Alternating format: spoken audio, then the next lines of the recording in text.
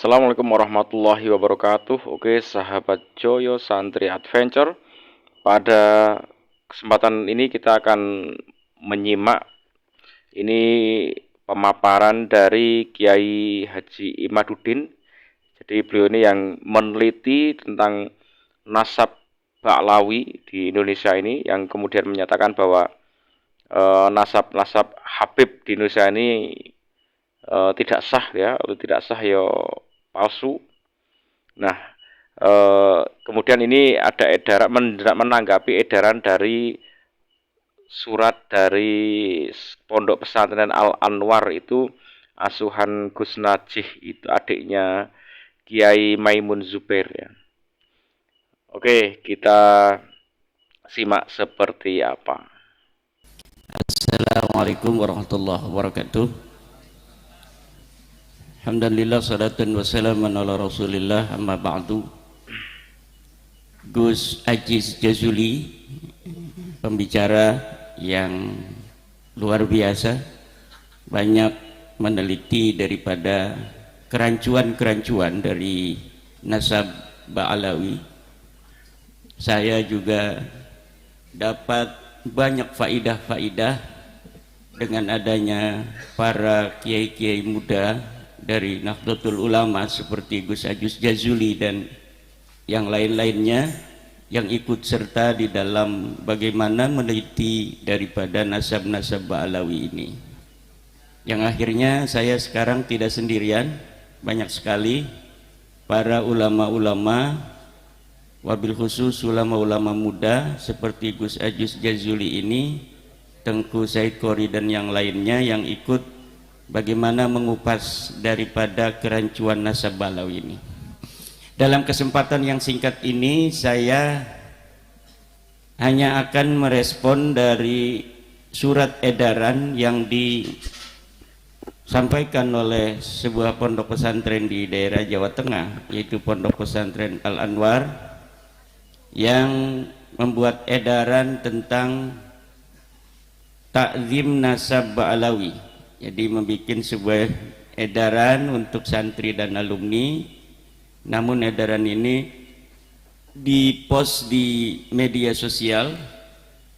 Takdim nasab Bani Alawi dari Pondok Pesantren Al Anwar 1, pimpinan Gus Najih kalau tidak salah, bahwa berdasar pada penelitian mendalam oleh Lajnah Tarbiyah wa Taskif Pondok Pesantren Al Anwar, dihimbau dengan sangat bagi seluruh santri, alumni maupun muhibbin untuk tidak turut serta dalam upaya menyebarkan keraguan-keraguan akan kesahihan nasab Bani Alawi sebagai keturunan dari baginda Nabi Muhammad SAW.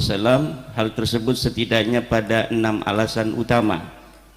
Jadi ada 6 alasan utama yang dikemukakan oleh Pondok Pesantren Al Anwar dalam bagaimana harus mengakui daripada kesahihan nasab Ba'lawi, dan inilah yang akan saya coba untuk menjawabnya.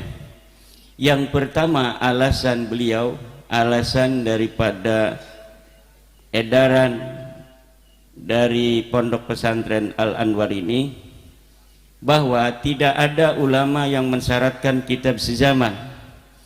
Memang di dalam berbagai macam kesempatan saya sangat jarang sekali mengambil kaul ulama di dalam bagaimana adanya pensyaratan kitab sezaman oleh para ulama-ulama. Baik, jadi intinya dari Pondok Pesantren Al Anwar menghimbau kepada santrinya agar tidak ikut-ikutan dalam permasalahan itu, intinya gitu ya. Nah, terus kita lanjutkan seperti apa penelitian Kiai Imaduddin ini.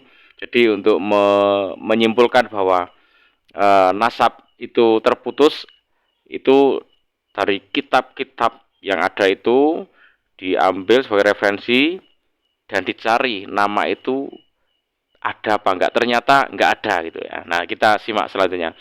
Ternyata dari beberapa kitab dicari enggak ketemu nama yang dimaksud, hingga dinyatakan terputus. Oke, kita coba lihat selanjutnya. Adanya nama Muhammad bin Ahmad bin Isa menunjukkan bahwa Muhammad ini betul anaknya Ahmad bin Isa. Mana dalilnya? Ada di dalam kitab Syajarah Mubarakah, ada di dalam kitab Tahdhibul Ansab yang mengatakan pada abad kelima bahwa Muhammad punya ayah namanya Ahmad bin Isa. Adanya dalil dalam kitab itu menunjukkan Muhammad itu betul-betul anak daripada Ahmad bin Isa. Lalu ketika Ubaidillah tidak disebutkan oleh kitab itu, Tahdhibul Ansab tidak menyebut, kitab Muntaqilah Thalibiyah tidak menyebut, kitab Al-Majdi tidak menyebut, abad ke-6 Syajarah Mubarakah tidak menyebut, abad ke-7 tidak menyebut, ke-8 tidak menyebut, 9 tidak menyebut bahwa Ubaidillah anak Ahmad bin Isa. Itu menunjukkan apa? Menunjukkan bahwa dia bukan anak Ahmad bin Isa.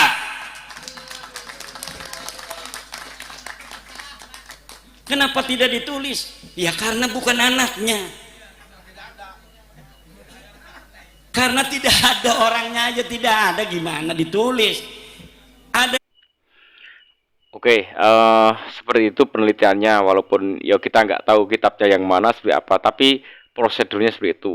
Nah, sekarang yang jadi permasalahan, ini kan sudah sangat lama ya, sudah puluhan atau mungkin ratusan tahun ya, tapi kok baru dibahas sekarang gitu, dibahas sekarang, dan ini musim Arab Pilpres darah.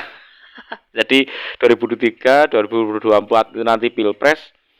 Jadi baru dibahas sangat seriusnya tuh kok sekarang. Kenapa enggak dari dulu kok enggak dirembuk sama sekali? Ya, itu juga menjadi bahan pertanyaan gitu ya.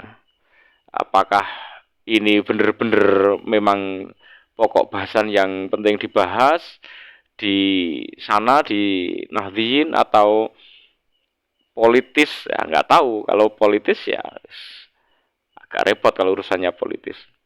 Dan nanti nggak tahu ini nasib pembahasan ini di setelah Pilpres ya. Ya itu hal-hal yang menjadi kita perlu perlu cermati. Makanya dari Pondok Al Anwar menyarankan jangan ikut-ikutan. Nah, ya intinya kita tetap harus hati-hati, waspada, jangan terlalu masuk ke dalam sehingga terjadi kegaduhan kayak ada pengajian yang di Jakarta itu ya. Wah, yang terjadi kerusuhan di pengajiannya Kiai Imaduddin ini ya. Ya itu salah satunya seperti itu. Ya semoga sebaik-baik saja ya, baik-baik saja. Kemudian Indonesia aman-aman saja, karena memang banyak hal yang menyebabkan pokoknya tahun politik itu wis ono-ono wae dirembuk sing yang nggak tahu, pokoknya itu nanti arahnya menguntungkan mana itu. Karena nek Habib atau orang-orang tokoh-tokoh terkenal itu sekali mengucap A atau B atau C itu kan wah, jamaahnya muhibinnya ikut semuanya. Jadi kalau untuk pemilihan cari pencoblos bitingan ya sangat amazing itu. Coba kalau ada sekian Habib terus itu pro kemana, langsung menggiringkan massa, wah wis banyak sekali itu yang akan terkondisikan massa itu kemana. Oke, jangan lupa bahagia. Ucapan alhamdulillah. Wassalamualaikum warahmatullahi wabarakatuh.